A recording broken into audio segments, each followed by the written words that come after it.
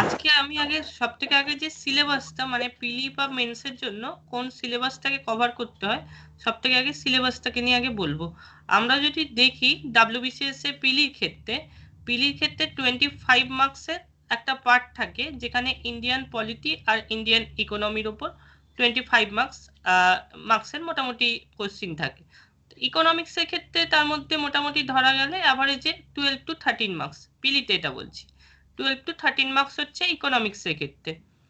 আর আমরা যদি মেন্সের ক্ষেত্রে দেখি, মেন্সের ক্ষেত্রে কিন্তু একটা 200 মার্কসের পেপার থাকছে, সেখানে ইন্ডিয়ান ইকোনমি ইন্ডিয়ান পলিটি ওপর, সেক্ষেত্রেও ইকোনমিক্সে হাফ কোশ্চেন মানে 100 মার্কসের 100টা এমসিকিউ আমরা ইকোনমিক্সের ক্ষেত্রে দেখতে পাচ্ছি। এখানে ডাব্লিউবিসিএস এ তোমাদের যে ইকোনমিক্সের যে পার্টটা মেনলি কভার করতে হবে সেটা হচ্ছে ইন্ডিয়ান ইকোনমি। ইন্ডিয়ান ইকোনমির পার্টটা মেনলি কভার করতে হবে। আরেকটা কথা, এখানে কিন্তু আমরা যদি বিশেষত যদি মেন্সের দিকে তাকাই, আমরা এরপরে আসছি সিলেবাসটা নিয়ে যখন বলবো তখন আস্তে আস্তে বলছি, তাহলে কিন্তু আমরা মেন্সের দিকে তাকালে দেখতে পারবো ইদানিং কালের যে ইকোনমিক্সের যে কোশ্চিনের ট্রেন্ড, তাতে কিন্তু শুধুমাত্র আমাদের স্ট্যাটিক পার্টটাকে দেখলে চলবে না। মাঝখানে কেটে গেল। আচ্ছা, আমরা মেন্সের ক্ষেত্রে যেটা বলছি, মেন্সের ক্ষেত্রে কিন্তু স্ট্যাটিক পার্টের পাশাপাশি ডায়নামিক পার্টটাকেও কিন্তু ফোকাস করতে হবে।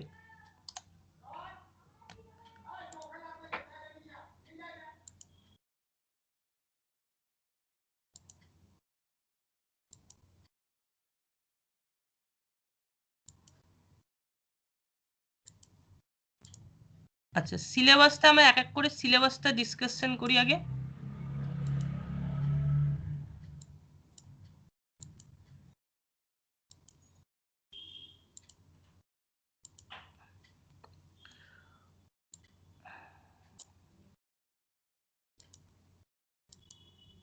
আচ্ছা, ফার্স্ট যে চ্যাপ্টারটায় আমরা আসবো, basic concept of economics. Basic concept of economics, এখান থেকে মেনলি আমরা বেসিক যে ডেফিনেশন গুলো ইকোনমিক্সের, যেমন হচ্ছে micro economics, macro economics, economic growth, economic development, different sectors যেমন প্রাইমারি, সেকেন্ডারি, টার্সিয়ারি যে সেক্টরগুলো আছে, ডেভেলপিং, ডেভেলপড বা লেস ডেভেলপড ইকোনমি, এই বেসিক যে ডেফিনেশনগুলো ইকোনমিক্সের, সেটাকে আমরা দেখব ফার্স্ট চ্যাপ্টার থেকে। সেকেন্ড যে চ্যাপ্টার আছে, যেটা আমরা বলছি ন্যাশনাল ইনকাম অফ ইন্ডিয়া। এখান থেকে যে ন্যাশনাল ইনকাম ক্যালকুলেট করতে গিয়ে যে ডিফারেন্ট মেথডসগুলো আমাদের আসছে, মানে income census method, production census method বা এক্সপেন্ডিচার মেথড, এই যে ডিফারেন্ট মেথডগুলো, এগুলোকে দেখব। নেক্সট আমরা কি দেখব, নেক্সট এখান থেকে দেখব ন্যাশনাল ইনকাম ক্যালকুলেট করতে গিয়ে যে যে ডিফিকাল্টিসগুলো হচ্ছে, মানে কি কি প্রবলেম আমাদের আসছে ন্যাশনাল ইনকাম ক্যালকুলেট করতে গিয়ে। নেক্সট আসছি যে ডেফিনেশনগুলো, জিডিপি, জিএনপি, এনডিপি, এনএনপি, এই যে ডেফিনেশনগুলো আছে সেই ডেফিনেশনগুলো। নেক্সট আমরা কি আসবো, নেক্সট আসবো এখান থেকে ফ্যাক্টর কস্ট, মার্কেট প্রাইস, এদের মধ্যে যে রিলেশন, তার আমি জাস্ট টপিকগুলো এর আন্ডারে, এই চ্যাপ্টারটার আন্ডারে কি কি টপিক আমরা দেখছি সেগুলো একবার করে বলে যাচ্ছি। ফ্যাক্টর কস্ট, মার্কেট প্রাইস, বা মার্কেট প্রাইস থেকে কি করে ফ্যাক্টর কস্টে কনভার্ট করব, এই কনভার্টিবিলিটির জায়গাটা কিভাবে কোন প্রসিডিওরের মাধ্যমে কনভার্ট করা যাচ্ছে সেটা। নেক্সট হচ্ছে আরো কিছু ডেফিনেশন দেখব, যেমন ধরো জিডিপি ডিফলেটার, তারপর হচ্ছে personal disposable income, personal income, এরকম কিছু ডেফিনেশন দেখব। এই জায়গাগুলো আমরা স্ট্যাটিক পার্টে দেখব। ন্যাশনাল ইনকামের ক্ষেত্রে স্ট্যাটিক পার্টে আমরা এগুলো দেখব। স্ট্যাটিক পার্টের পাশাপাশি আমরা যখন স্ট্যাটিক পার্টটা দেখছি, প্রত্যেকটা চ্যাপ্টার থেকে আমাদের খেয়াল রাখতে হবে এখান থেকে কি কি ডায়নামিক পার্ট হতে পারে। ডায়নামিক পার্ট বলতে ধরো GDP growth rate, recently Indian ইকোনমিতে জিডিপি গ্রোথ রেটের ট্রেন্ডটা কিরকম, নমিনাল জিডিপি বা রিয়েল জিডিপি, যেটা জিডিপির ক্ষেত্রে দেখব, nominal GDP growth rate recently কত বা real GDP growth rate recently কত, মানে এই ডায়নামিক পার্টটাকেও কিন্তু আমাদের স্ট্যাটিক পার্টের পাশাপাশি প্রত্যেকটা জায়গা থেকে ফলো করতে হবে, বিশেষ করে মেন্সের জন্য কিন্তু। নেক্সট আসছি রিজার্ভ ব্যাংক অফ ইন্ডিয়া, খুবই ইম্পর্টেন্ট একটা চ্যাপ্টার। প্রিলি বলো মেন্স বলো দুটোর ক্ষেত্রেই আরবিআই থেকে কিন্তু কোশ্চিন আসে। মেন্সের ক্ষেত্রে কিন্তু আরবিআই যদি শুধুমাত্র স্ট্যাটিক পার্টটাই আমরা দেখি, স্ট্যাটিক পার্ট থেকেই কিন্তু কনসেপ্ট বেস কোশ্চিন 5-6টা করে কিন্তু প্রতিটা বছরে মেন্সে আসে রিজার্ভ ব্যাঙ্ক অফ ইন্ডিয়ার চ্যাপ্টার থেকে।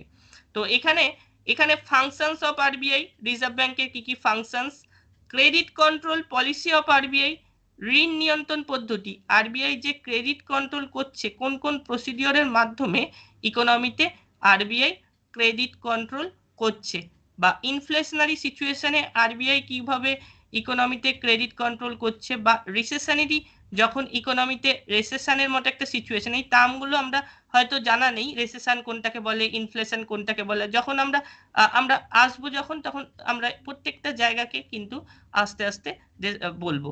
তো ইনফ্লেশনারি সিচুয়েশনে আরবিআই কিভাবে ক্রেডিট কন্ট্রোল করছে, বা রেসেশনারি সিচুয়েশনে আরবিআই কোন পলিসি অ্যাপ্লাই করছে, এইটা credit control policy of RBI.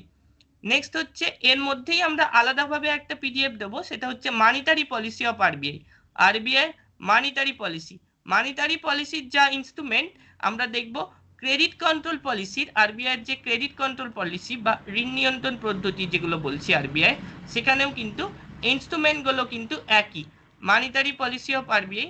Next হচ্ছে এখান থেকে দেখব হচ্ছে যে শিডিউল ব্যাংক বা নন শিডিউল ব্যাংক, কোনগুলোকে শিডিউল ব্যাংক বলছে, শিডিউল ব্যাংকের ক্রাইটেরিয়া কি, বা নন শিডিউল ব্যাংক কোনগুলোকে বলছে, এরা কোন মানে কোন ক্রাইটেরিয়া ফুলফিল না করলে নন শিডিউল ব্যাংকের মধ্যে পড়ছে আরবিআই, এই জায়গাগুলো দেখছি। নেক্সট হচ্ছে ডিফারেন্ট যে প্রিন্টিং বা নোটস কয়েন যে জায়গাগুলোতে যে প্রেসগুলোতে প্রিন্ট হয়ে থাকে, সেই প্রিন্টগুলো মানে কোথায় কোথায় প্রিন্ট হচ্ছে না হচ্ছে এই জায়গাগুলো। নেক্সট হচ্ছে আমরা আসছি different components of money supply, RBI চ্যাপ্টারেই different components of money supply, money সাপ্লাইয়ের কি কি কম্পোনেন্টস আছে, M0, M1, M2, M3, M4, এই কোন কোন কম্পোনেন্টসের আন্ডারে কি কি পড়ছে ইন্ডিভিজুয়ালি পরপর আমরা আসবো।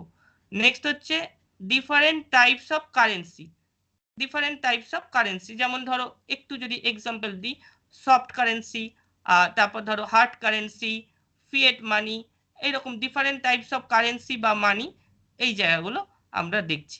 মোটামুটি এই টোটাল এই টপিকগুলোকে আমরা রিজার্ভ ব্যাংক অফ ইন্ডিয়ার চ্যাপ্টার থেকে কভার করছি, এবং এই চ্যাপ্টারটাকে বলবো পুরোপুরি concept base chapter, specially credit control policy of RBI, এই জায়গাটা কিন্তু পুরোপুরি কনসেপ্ট বেস একটা চ্যাপ্টার। নেক্সট হচ্ছে ইনফ্লেশন, আরবিআই এর কনসেপ্টটা ইকোনমিক্সের ক্ষেত্রে এটাই একটা মজার ব্যাপার যে একটা চ্যাপ্টারের কনসেপ্ট যদি আমার ক্লিয়ার হয়, তাহলে কিন্তু দেখা যাবে পরবর্তী যে চ্যাপ্টার সেটাও কিন্তু আমাদের বুঝতে সুবিধা হচ্ছে। আরবিআই যদি চ্যাপ্টারের এই রিজার্ভ ব্যাংক অফ ইন্ডিয়ার যে চ্যাপ্টারটা আছে সেটার কনসেপ্ট যদি ক্লিয়ার হয়, তাহলে কিন্তু আমার ইনফ্লেশনের ক্ষেত্রে অনেকটাই সুবিধা পাবো।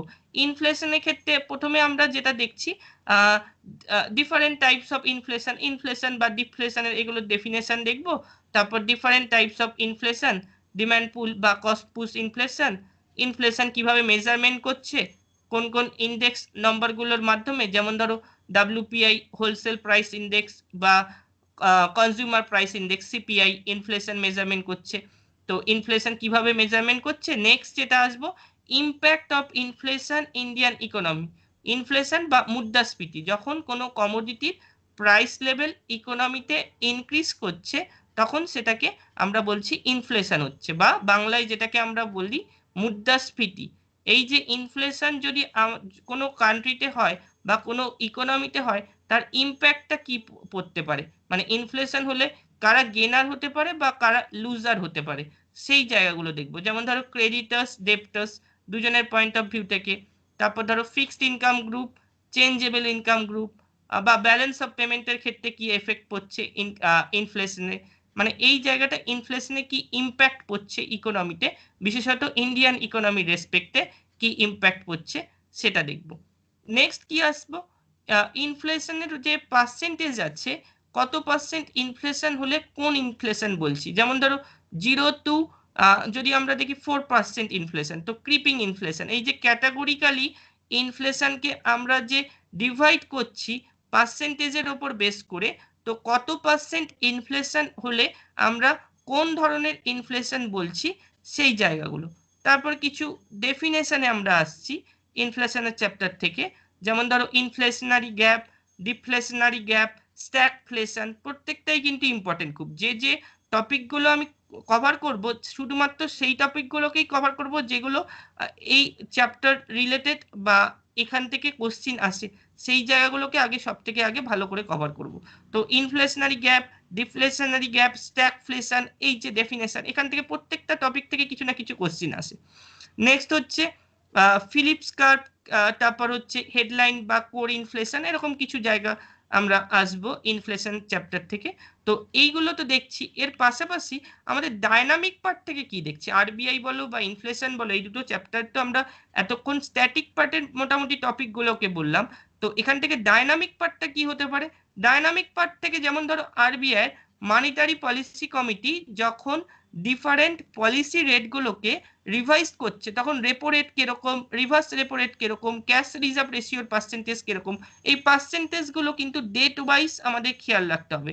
আমাদের কিন্তু যখন কোশ্চিন আসবে ডায়নামিক পার্ট থেকে, তাহলে ডেটটা মেনশন করে এই ডেট অনুযায়ী ক্যাশ রিজার্ভ রেশিও কত, আরবিআই যে মনিটারি পলিসি কমিটি যে এই পলিসি রেটগুলোকে রিভাইজ করে থাকে, তো এই ডেট অনুযায়ী ক্যাশ রিজার্ভ রেশিওর পার্সেন্টেজ কত, এই জায়গাগুলো একটু দেখতে হবে, ডেটাগুলো আর কি।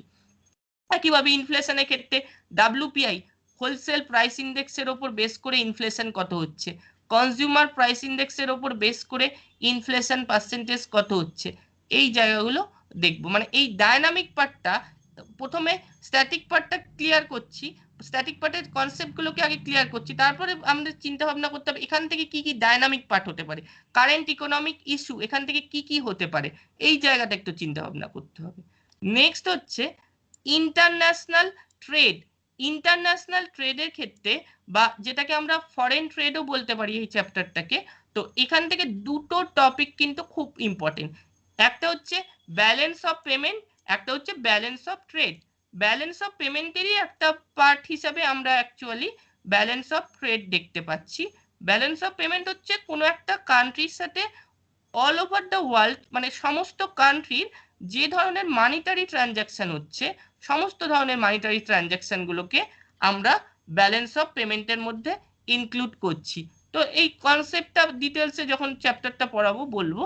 তো ব্যালেন্স অফ পেমেন্ট বা ব্যালেন্স অফ ট্রেড, এখান থেকে আর কি, এখানে যে অ্যাকাউন্টগুলো আছে ব্যালেন্স অফ পেমেন্টের মধ্যে, যেমন ধরো দুটো পার্ট আমরা দেখছি, কারেন্ট অ্যাকাউন্ট, ক্যাপিটাল অ্যাকাউন্ট। তো কারেন্ট অ্যাকাউন্টের মধ্যে কি আছে, ক্যাপিটাল অ্যাকাউন্টের মধ্যে কি আছে, কারেন্ট অ্যাকাউন্টের কোন কোন পার্টগুলো কারেন্ট অ্যাকাউন্টে ইনক্লুড বা কোন কোন পার্টগুলো ক্যাপিটাল অ্যাকাউন্টে ইনক্লুড, বা ব্যালেন্স অফ পেমেন্ট, এই যে কন্ডিশন ব্যালেন্স অফ পেমেন্টের ক্ষেত্রে কখন সারপ্লাস হয় কোনো কান্ট্রির ইকোনমিতে, বা ব্যালেন্স অফ পেমেন্টের ক্ষেত্রে কখন ডেফিসিট হচ্ছে কোনো কান্ট্রির ইকোনমিতে। একইভাবে ব্যালেন্স অফ ট্রেডের যে কন্ডিশন, ব্যালেন্স অফ ট্রেডের ক্ষেত্রে কখন সারপ্লাস হচ্ছে বা ব্যালেন্স অফ ট্রেডের ক্ষেত্রে কখন ডেফিসিট হচ্ছে, সেই জায়গাগুলো। তার পাশাপাশি আমরা দেখছি কারেন্সি কনভার্টিবিলিটি, মানে আমাদের কান্ট্রি, আমরা এটা ইন্ডিয়ান ইকোনমির রেসপেক্টে দেখব, ইন্ডিয়ান যে আমাদের যে কারেন্সি আছে রুপি, রুপির কনভার্টিবিলিটি, মানে এটা আমাদের কান্ট্রির কারেন্সিটা ফুললি কনভার্টেবল হচ্ছে না পার্সিয়াল কনভার্টেবল হচ্ছে, ইন্টারন্যাশনাল মার্কেটের ওপর বেস করে আমাদের যে কারেন্সি যেটাকে আমরা রুপি বলছি, সেটা ফুললি কনভার্টেবল না পার্সিয়াল কনভার্টেবল, এটা আমরা দুটোর উপর বেস করে কনসিডার করব, কারেন্ট অ্যাকাউন্ট, ক্যাপিটাল অ্যাকাউন্ট। তো এই জায়গাগুলো মোটামুটি আমি একটা জিস্ট করে বললাম আর কি, স্ট্যাটিক পার্ট থেকে মানে কভার করছি। এছাড়াও কিছু কিছু আরো পার্ট আছে, যেমন ধরো ডিভ্যালুয়েশন, ডিভ্যালুয়েশনের এফেক্ট কি পড়ছে ইকোনমিতে, কোনো কান্ট্রির ইকোনমিতে যদি আমরা যদি আমাদের কান্ট্রির কারেন্সির ক্ষেত্রে আমরা যদি দেখি আমাদের কারেন্সি ফরেন কোনো কারেন্সির রেসপেক্টে ডিভ্যালুয়েট করছে, বা ডিভ্যালুয়েশন বলতে আমরা বলি আমাদের কান্ট্রির কারেন্সি ভ্যালুটা যখন ফরেন কোনো কারেন্সির রেসপেক্টে ফল করছে, তার এফেক্টটা ইকোনমিতে কি পড়ছে, মানে এক্সপোর্টের ওপর কি এফেক্ট পড়ছে বা ইম্পোর্টের ওপর আমাদের কান্ট্রির রেসপেক্টে কি এফেক্ট পড়ছে ডিভ্যালুয়েশনে, বা ডাম্পিং, এরকম কিছু টপিক আমরা এইখান থেকে দেখছি। এগুলো বাদ দিয়েও কারেন্ট ইকোনমির মধ্যে কি দেখছি, কারেন্ট ইকোনমির মধ্যে আমরা দেখব ইন্ডিয়ার ধরো লাস্ট ফাইন্যান্সিয়াল ইয়ারে ব্যালেন্স অফ পেমেন্টের ক্ষেত্রে কি ডেফিসিট হয়েছে না সারপ্লাস হয়েছে। মেনলি আমরা দেখি সবসময় ডেফিসিটই হয় আমাদের কান্ট্রিতে। তো ডেফিসিট হলে কতটা ডেফিসিট হয়েছে, ব্যালেন্স অফ পেমেন্টের ক্ষেত্রে কতটা ডেফিসিট, ব্যালেন্স অফ ট্রেডের ক্ষেত্রে কতটা ডেফিসিট, এই জায়গাগুলো মানে এই কারেন্ট ইকোনমির ক্ষেত্রে এই জায়গাগুলো একটু দেখতে হবে। মানে এই যে যখন স্ট্যাটিক পার্টটা দেখে নিচ্ছি তার সাথে সাথে ওই টপিকের ওপর কি কি ডায়নামিক পার্ট আসতে পারে এই জায়গাটা একটু ভাবতে হবে। নেক্সট যে টপিক ইন্ডিয়ান এগ্রিকালচার, এখান থেকে নেক্সট যে চ্যাপ্টার আসছে ইন্ডিয়ান এগ্রিকালচার, এখান থেকে মেনলি দুটো টপিকের ওপর কোশ্চেন কিন্তু খুব আসে। একটা হচ্ছে ল্যান্ড রিফর্মস অফ ইন্ডিয়া, আরেকটা হচ্ছে গ্রিন রেভলিউশন। এই দুটো টপিককে কিন্তু ভালো করে জোর দিতে হবে, গ্রিন রেভলিউশন আর ল্যান্ড রিফর্ম অফ ইন্ডিয়া। এগুলো বাদ দিয়েও কিছু কিছু এগ্রিকালচার রিলেটেড টার্ম যেগুলো খুবই গুরুত্বপূর্ণ, বিশেষ করে কারেন্ট ইকোনমিক কন্ডিশন যদি দেখি তার উপর বেস করে তো খুবই গুরুত্বপূর্ণ। যেমন ধরো minimum support price, procurement price, issue price, এই কনসেপ্টগুলো ক্লিয়ার করতে হবে। তাছাড়াও যেমন ধরো এগ্রিকালচারের থেকে আরো কিছু দেখবো, যেমন ধরো এগ্রিকালচার রিলেটেড যে ডিফারেন্ট যে কমিটিগুলো বিভিন্ন সময় হয়েছে, কোন কোন কমিটি হয়েছে, এই জায়গাগুলো দেখছি। তাছাড়াও যেমন কারেন্ট ইকোনমির ক্ষেত্রে ফার্ম বিলটা যেমন খুব ইম্পর্টেন্ট। আমরা যদি এখন কারেন্ট ইকোনমির ক্ষেত্রে দেখি এগ্রিকালচারাল চ্যাপ্টার থেকে, তাহলে ফার্ম বিলটা খুব ইম্পর্টেন্ট। কাজে এটাও যখন আমরা স্ট্যাটিক পার্টটা কভার করব তারপরে কিন্তু এই ডায়নামিক পার্টটার কথাও আমাদের ভাবতে হবে এখান থেকে কি হতে পারে। নেক্সট যে চ্যাপ্টার নম্বর 7 যেটা আসছি ইন্টারন্যাশনাল অর্গানাইজেশন থেকে মেনলি কিন্তু আমরা দেখছি কোন কোন অর্গানাইজেশনগুলো, IMF international monetary fund, world bank, WTO world trade organization, Asian development bank, এই চারটে অর্গানাইজেশনকে মেনলি দেখছি। চারটে অর্গানাইজেশনের ফাংশনস কি, চারটে অর্গানাইজেশন যখন মানে ইন্ডিয়ার সাথে কোনো কন্ট্রাক্টে এসছে কিনা, মানে কখনো মানে কারেন্ট ইকোনমির রেসপেক্টে দেখলে কোনো ধরনের লাস্ট ফাইন্যান্সিয়াল ইয়ারে কোনো ধরনের লোন প্রোভাইড করেছে কিনা কোনো প্রজেক্টের জন্য ইন্ডিয়ার, সেটা দেখবো। IMF বলো, ইন্টারন্যাশনাল মনিটারি ফান্ড বলো, ওয়ার্ল্ড ব্যাংক বলো, বা ওয়ার্ল্ড ট্রেড অর্গানাইজেশন বা এশিয়ান ডেভেলপমেন্ট ব্যাংক। জেনারেলি WTOর ক্ষেত্রে যদিও আমরা দেখছি ট্রেড রিলেটেড কোনো যদি ইস্যু হয়, যারা WTOর মেম্বার্স আছে, যে সমস্ত কান্ট্রিগুলো ওয়ার্ল্ড ট্রেড অর্গানাইজেশনের মেম্বার, তাদের মধ্যে কোনো ধরনের ট্রেড রিলেটেড কোনো কন্ট্রাডিকশন দেখা দিলে সেই প্রবলেমটাকে সলভ করে কিন্তু WTO ওয়ার্ল্ড ট্রেড অর্গানাইজেশন। এই চারটে অর্গানাইজেশনের ফাংশনস, হেডকোয়ার্টার্স, এদের সাথে যদি কোনো ধরনের এদের থেকে যদি কোনো ধরনের লোন ইন্ডিয়া নিয়ে থাকে, কত অ্যামাউন্টের লোন নিয়েছে, কোন প্রজেক্টের জন্য লোন নিয়েছে, এই জায়গাগুলো আমাদের এখান থেকে দেখতে হবে। নেক্সট হচ্ছে ইন্ডিয়ান ইন্ডাস্ট্রি, চ্যাপ্টার নম্বর 8, যেটা আমরা আসছি ইন্ডিয়ান ইন্ডাস্ট্রি। এখান থেকে আমরা দেখব যেটা different industrial policy in Indian economy. Indian ইকোনমিতে যে ডিফারেন্ট যে বিভিন্ন সময় যে বিভিন্ন ধরনের ইন্ডাস্ট্রিয়াল পলিসিগুলো নেওয়া হয়েছে সেগুলোকে দেখব। যেমন ধরো ফার্স্ট ইন্ডাস্ট্রিয়াল পলিসি আমরা কবে দেখছি, 1948-এ। এই ইন্ডাস্ট্রিয়াল পলিসিতে ইন্ডাস্ট্রিগুলোকে, যেগুলো ইন্ডাস্ট্রি ছিল সেগুলোকে কতগুলো ক্যাটাগরিতে ডিভাইড করা হয়েছে। এই ফার্স্ট ইন্ডাস্ট্রিয়াল পলিসির কোনো স্পেশাল কোনো ফিচার্স আছে কিনা। যেমন আমরা যদি দেখি 1948-এর যে ইন্ডাস্ট্রিয়াল পলিসি, যেটাকে আমরা ফার্স্ট ইন্ডাস্ট্রিয়াল পলিসি বলছি, এর ওপর বেস করে আমরা দেখতে পাচ্ছি ইন্ডিয়ান ইকোনমি মিক্সড ইকোনমি হয়েছে সেকেন্ড 5-ইয়ার প্ল্যানের সময় থেকে। তো ফার্স্ট ইন্ডাস্ট্রিয়াল পলিসি, এর পাশাপাশি সেকেন্ড ইন্ডাস্ট্রিয়াল পলিসি যেটা আমরা দেখছি 1956-এ হয়েছে, এক্ষেত্রে ইন্ডাস্ট্রিগুলোকে আমরা দেখতে পাচ্ছি তিনটে শিডিউলে ডিভাইড করা হয়েছে। তো এই সেকেন্ড ইন্ডাস্ট্রিয়াল পলিসির কোনো ফিচার্স আছে কিনা, যেমন সেকেন্ড ইন্ডাস্ট্রিয়াল পলিসির ক্ষেত্রে আমরা দেখছি যে সেকেন্ড ইন্ডাস্ট্রিয়াল পলিসিতে মেনলি পাবলিক সেক্টর আন্ডারটেকিং, যেগুলোকে PSU ইন্ডাস্ট্রি বলছি, এগুলোর ওপর বেশি করে জোর দেওয়া হয়েছে সেকেন্ড ইন্ডাস্ট্রিয়াল পলিসিতে। তাছাড়াও আমরা যদি দেখি সেকেন্ড ইন্ডাস্ট্রিয়াল পলিসি কিন্তু মহালানবিস মডেল ফলো করে হয়েছে।